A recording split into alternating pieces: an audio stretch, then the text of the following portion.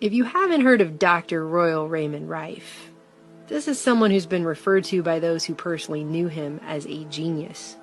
He was a scientist and inventor, and starting in the 20s, he began building a large, very complex microscope capable of magnifying objects 31,000 times, compared with the maybe 1,700 times that were available on standard microscopes in the 30s and 40s.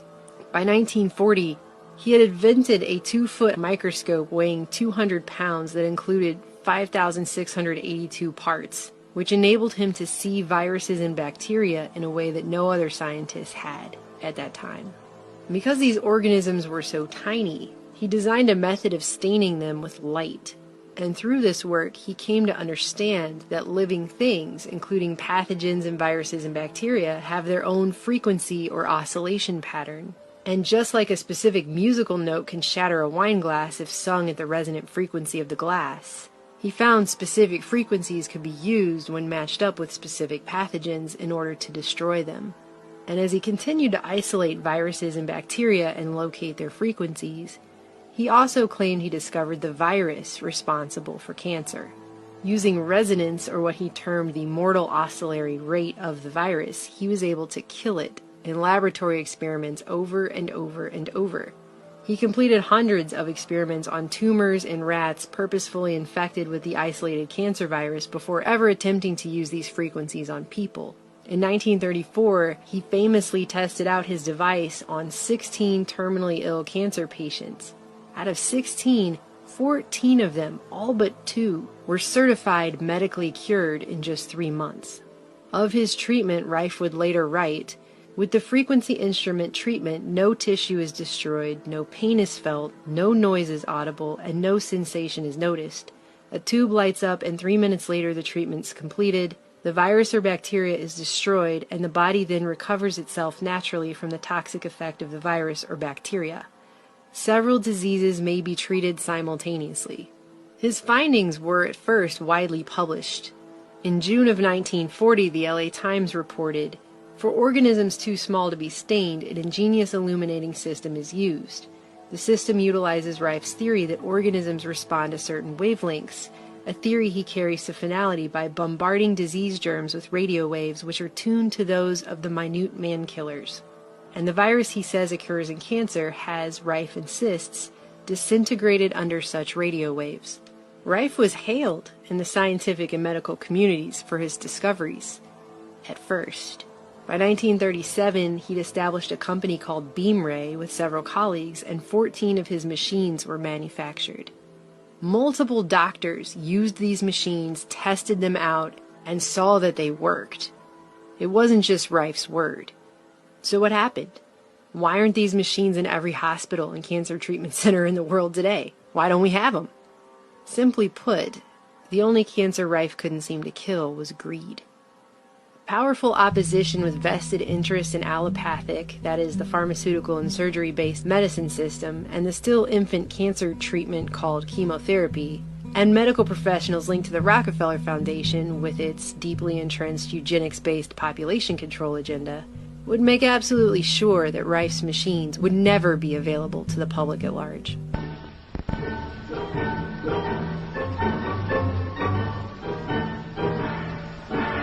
If you notice an absence of stethoscopes, thermometers, and other medical paraphernalia, don't let it upset you. This doctor doesn't go in for them. He's got something better. She doesn't even have to undress. The machine will find out what's wrong. The modern counterpart of the ancient medicine man. He's traded in his boar's tooth and magic wand for an electrical appliance. But his stock in trade is still ignorance and superstition. The 20th century witch doctor talks in terms of atomic rays and supersonic vibrations. He's what's generally referred to as a quack doctor. But somehow that term just doesn't cover my feelings on the subject. To me, the term murderer is much more appropriate. One such big pharma stooge was Dr. Morris Fishbane, head for a time of the American Medical Association, and described by Bob Wallace on LouRockwell.com as a shakedown artist hell-bent on destroying naturopathic medical inventors he couldn't buy out. The story goes that Fishbane sent an attorney to make a token attempt to buy out Rife, and Rife refused. And although no one knows the exact terms of the offer, it was probably similar to the one Fishbane made to Harry Hoxsey for his herbal cancer remedy, which Fishbane later had to admit in court worked on skin cancer. On a television screen, it must look very much like a jar of chocolate syrup. It's not. It's cancer salve, and it's deadly. It's killed before, it'll kill again. When it doesn't kill, it maims. It never cures. Fishbane and his associates would receive all the profits for 9 years, and Hoxsey would receive nothing. Then if they were satisfied it worked, Hoxsey would begin to get 10% profits. When Hoxsey refused, Fishbane and his political mafia went after him, and they had Hoxsey arrested 125 times in a period of just 16 months. The charges were always based on practicing without a license, and they were always thrown out in court, but Fishbane ended up harassing this Hoxsey guy for 25 years this way. The only good thing that came out of any of it is that the scandal ultimately forced Fishbane to resign. Fishbane also offered Phil Hoyland, who was an investor in Rife's Beamray company and an electrical engineer who helped build the frequency machines, legal assistance, basically in an attempt to steal the company out from under Rife and the other investors. And in 1939, a lawsuit ensued. And that was the beginning of the end of Rife and his machines. Unable to withstand the criticisms and attacks on his character and his life's work in court, Rife crumbled and turned to alcoholism, despite the fact that he ultimately won his case. But the legal costs bankrupted him, and Beamray went out of business. And Fishbane continued to wield all the power of the AMA to halt any further proper scientific investigation into Rife's claims or his machines. Doctors that had previously supported Rife suddenly fell silent. One of his partners, Arthur Kindle, all of a sudden retired to Mexico after receiving a magical gift of $250,000 from guess who. Other doctors were given large grants and AMA honors to keep their mouths shut and go back to prescribing pharmaceuticals. Major medical journals, which are all predominantly funded by big pharma advertising revenues, refused to publish anyone's work involving Rife's theories or his machines or any of it. And on top of that, Rife's lab was broken into. Documentation of his work, including photographs, and even pieces of his microscope were stolen and vandalized. Then, in what would be too much coincidence for even a Hollywood movie, the multi-million-dollar Burnett lab in New Jersey was torched and destroyed just as its scientists were about to corroborate Rife's findings. Police then illegally confiscated the rest of his research, and the story starts to have a whole lot of similarities with Wilhelm Reich, but that's another story for another time. And that was about it. Fishbane would go down in history with a prestigious write-up of his medical career based on exposing quacks, or alternatively, financial enemies of Big Pharma's chemical and surgery-based medical model. And it wasn't just Fishbane. There was a coordinated effort to ensure that other doctors didn't even attempt to follow in Rife's footsteps. Dr. Cornelius P. Rhodes, an oncologist, Rockefeller Institute alum, and head of the Chemical Warfare Service during the last 2 years of World War II, spent 2 decades from 1939 to 1959 as the head of Memorial Sloan Kettering, the nation's premier chemotherapy advocate, where Rhodes was helping to shape the newly emerging quote-unquote treatment of cancer with chemotherapy. He too prevented other doctors from even attempting to replicate Rife's work, pulling strings to get research funding canceled for those who even dared to try. Rhodes not only prevented Dr. Irene Diller from announcing the discovery of the cancer microorganism to the New York Academy of Sciences in 1950, but he got Dr. Caspi slapped with a nasty IRS investigation and her laboratory funds canceled after she announced a similar discovery in Rome 3 years later in 1953. Rhodes, it should be pointed out, would also go down in history as a potential murderer. In the 1930s, when Rhodes was sent down to Puerto Rico for the Rockefellers' Anemia Commission, he had a drunken night where he returned back to his house to find his car had been vandalized and proceeded to write a disgusting racist confession of both murder and attempted murder by injecting people with cancer to a colleague. He wrote, they being Puerto Ricans, are beyond doubt the dirtiest, laziest, most degenerate and thievish race of men ever inhabiting this sphere. It makes you sick to inhabit the same island with them. They are even lower than Italians. What the island needs is not public health work, but a tidal wave or something to totally exterminate the population. It might then be livable. I have done my best to further the process of extermination by killing off 8 and transplanting cancer into several more.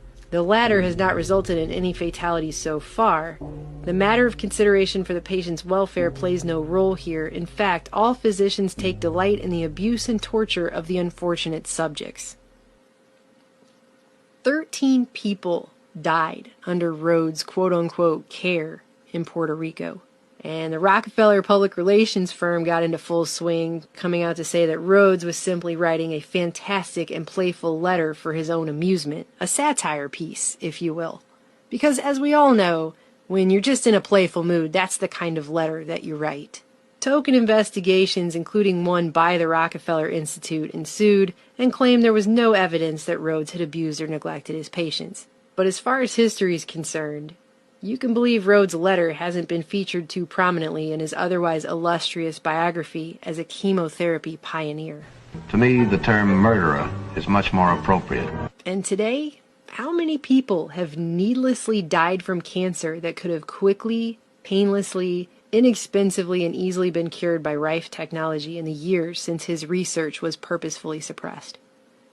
It's a horrifying thought. My mother almost died from cancer. She was diagnosed back in 2007, and they gave her a grueling chemotherapy treatment set that included one she later found out wasn't even for the type of cancer she was diagnosed with. They just threw it in, like a little added bonus. And when all was said and done, and her immune system had been utterly destroyed, but her cancer went into remission, the doctors turned around and informed her that it would probably come back in 5 to 10 years. That is not a cure.